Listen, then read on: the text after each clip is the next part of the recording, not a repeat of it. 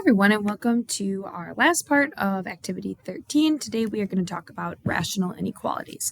When we are dealing with rational inequalities, similar to our polynomial inequalities, we want to look at some critical points. However, this time our critical points are going to include not only the zeros, but any wholes or vertical asymptotes.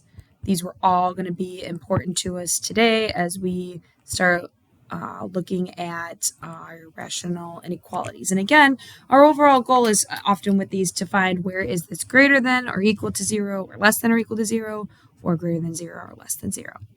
And our zeros, similar to the polynomial inequalities as well, are dictated by the or equals to if we are going to use brackets in our final solution, aka like a closed circle included in the answer, or just greater than or less than means parentheses. Infinity and negative infinity also still only get parentheses. All wholes and vertical asymptotes that are a part of our answer are also going to be just parentheses. We will not include them because they are those domain breaks in the graph. So if we look at a couple of examples here, okay, the first one is already kind of in factored form for us.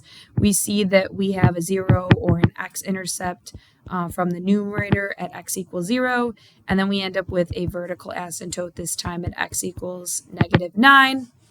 There, this time, are not any wholes to worry about. And as we plot these on the number line, the -9, the vertical asymptote, again, gets an open circle always. This time, though, our 0 at 0 is going to be closed because it's an or equals to sign. And then we want to come up with some test points, right? If we plug into this function a number that is bigger than our value of 0. So for instance, if we plug in 1, if we have 5 times 1 to the 4th power, and then we divide that by 1 plus 9 quantities squared, we have a positive value of 0.05.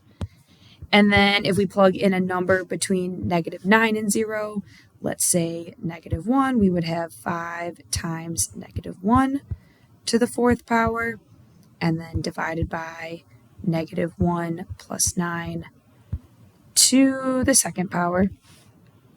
We would have, again, another positive number.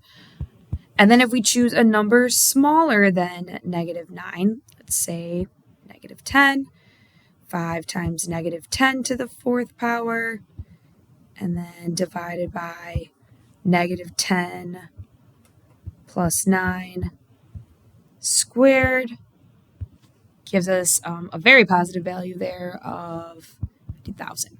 So what we see on this one is that our graph is actually always going to end up being above the x-axis, greater than or equal to 0. So as we shade this time, we are shading essentially all of this. Now, be careful on this one because of that break at the vertical asymptote. We go from negative infinity until -9. However, we're not including that answer. And ordinarily, we would want to stop with the 0 and have another break. But again, because this is greater than or equal to 0, we can actually just say that 0 is included in that interval and say from -9 until infinity would be one of our answers. On the next one, we want to take a moment to make sure we factor completely the denominator. We have a difference of 2 squares, so x plus 8 and x minus 8 on this one. So what's happening is we see that we have a 0 coming from the numerator at x equals 3, and then this time 2 vertical asymptotes, one at -8 and one at +8. So again, no wholes on this particular graph to worry about, but we have a vertical asymptote at 8, a 0 at 3, and another vertical asymptote at 8. And note again, those VAs always get an open circle. This time we have another or equals to for our 0. So the 0 at 3 gets closed in. We will include that as a part of our answer. And then this time, as we start plugging in some of our critical values, we want to plug in a number bigger than 8. So let's say 9. So we have 9 minus 3 divided by 9 minus 8, 9 plus 8, and we get an output value of positive 102. So this is going to be a plus. If we plug in a number between 3 and 8, this time let's say that is 5. We have 5 minus 3 divided by 5 minus 8 and 5 plus 8 for a negative output value, negative 8.6.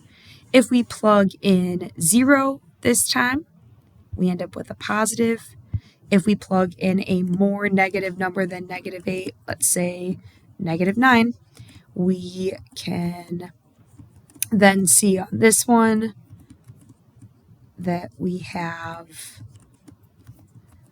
a negative output. So when they ask us for values less than or equal to 0, that's those negative spaces.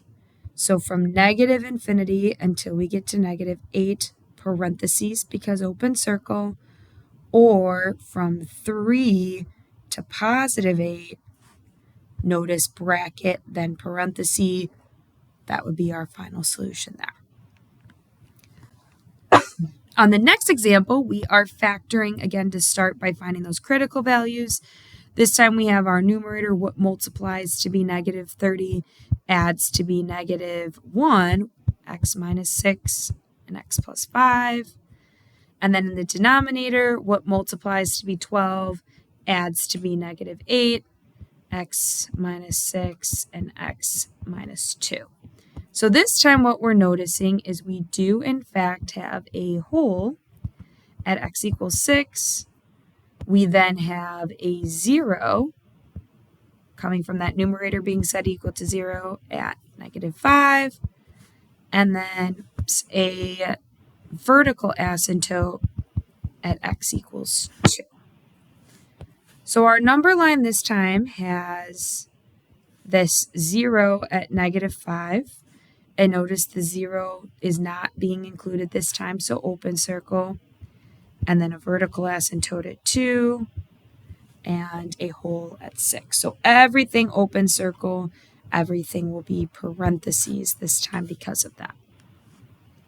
As we plug in our test points this time, reminder, we can check out our test points this time by just plugging into what was left over after we simplified.